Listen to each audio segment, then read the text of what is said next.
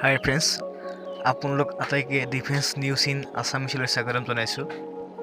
আৰু আমাৰ মনত বাৰুকে প্ৰশ্ন আহি থাকে যে যিহেতুকে ৰাছিয়া আৰু ইণ্ডিয়াই মিলি পেলাই ব্ৰহ্মছ মিছাইল প্ৰস্তুত কৰি তুলিছিলে, কিন্তু ব্ৰহ্মছ মিছাইল অকল ইণ্ডিয়াইহে ইউজ কৰে কিন্তু ৰাছিয়াই নকৰে। ইয়াৰ কাৰণ কি হ'ব পাৰে? আমি জানো যে ব্ৰহ্মছ হৈছে পৃথিৱীৰ সকলোতকৈ তীব্ৰতৰ ছুপাৰছনিক ক্ৰুজ মিছাইল, যাৰ উত্তৰ আনকি আমেৰিকান নেভিৰ হাততো নাই। যদি ব্ৰহ্মছে একবাৰ টাৰ্গেট হিট কৰিম বুলি লঞ্চ হৈছে, তেতিয়াহ'লে তাক ৰাখোঁতা কোনো নাই। কিন্তু কথাটো এনেকুৱা যে ভাৰত আৰু ৰাছিয়াই মিলি পেলাই ব্ৰহ্মছ মিছাইল প্ৰস্তুত কৰিছিলে, কিন্তু অকল ইণ্ডিয়াইহে ইয়াক ব্যৱহাৰ কৰে কিন্তু ৰাছিয়াই নকৰে। এনেকুৱা কিয় হৈছে? ক্ৰুজ মিছাইল হিচাপে ভাৰতে ব্ৰহ্মছ ইউজ কৰে আৰু ৰাছিয়াই P-800 ইউজ কৰে। যদি আমি ইয়াৰ কাৰণ বিচাৰি উলিয়াব যাওঁ, তেতিয়াহ'লে আমি দুয়োটা মিছাইলৰ বিষয়ে জানিব লাগিব। ব্ৰহ্মছক বনাওঁতে ইণ্ডিয়াৰ DRDO আৰু ৰাছিয়াৰ NPOM জড়িত আছিলে। ৰাছিয়াই P-800 ইউজ কৰে, যিটো NPOMে বনাইছে।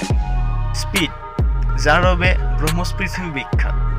ব্ৰহ্মছৰ স্পীড হৈছে 2.8 মেক আৰু P-800ৰ 2.6 মেক ইয়াৰ স্পীড। দেখা যায় যে দুয়োটাৰ মাজত বেছি ডিফাৰেঞ্চ নাই, মাত্ৰ 0.2 ডিফাৰেঞ্চ আছে স্পীডৰ ক্ষেত্ৰত। P-800ক প্ৰস্তুত কৰা হৈছিলে 1987 চনত আৰু ভাৰতে ব্ৰহ্মছ বনোৱা ষ্টাৰ্ট কৰিছিল 1988 চনত আৰু P-800 ছাৰ্ভিচত আহিছিল 2002 চনত আৰু ব্ৰহ্মছে ছাৰ্ভিচত আহিছিল 2006 চনত। যদি আমি এতিয়া ৰেঞ্জৰ বিষয়ে কথা পাতোঁ, তেতিয়াহ'লে P-800ৰ ৰেঞ্জ হৈছে 600 কিলোমিটাৰ আৰু ব্ৰহ্মছৰ ৰেঞ্জ হৈছে 300 কিলোমিটাৰ। আৰু কিন্তু ক'ৰ পৰা লঞ্চ কৰিব পৰা যায়, দুয়োটাকে দেখা যায় যে দুয়োটাকে যিকোনো প্লেটফৰ্মৰ পৰা লঞ্চ কৰিব পাৰি, বায়ু, পানী, মাটি যিকোনো পৰ্যায়তে ইয়াক লঞ্চ কৰিব পাৰি। আমি ইতিমধ্যে উল্লেখ কৰিছোঁ যে P-800 1987 চনত প্ৰডিউচ কৰা হৈছিলে আৰু ই 2002 চনত ছাৰ্ভিচত আহিছিলে। আকৌ ব্ৰহ্মছ বনোৱা ষ্টাৰ্ট কৰিছিল 1988 চনত আৰু ই ছাৰ্ভিচত আহিছিল 2006 চনত। এতিয়া আমি প্ৰথমটো ৰিজন দিব পাৰোঁ যে যিহেতুকে ৰাছিয়াই অলৰেডি এটা ক্ৰুজ মিছাইল ইউজ কৰি আছে, যাৰ লগত ব্ৰহ্মছৰ বেছি ডিফাৰেঞ্চ নাই। সেইকাৰণে হয়তো ৰাছিয়াই ব্ৰহ্মছ মিছাইল ইউজ নকৰে।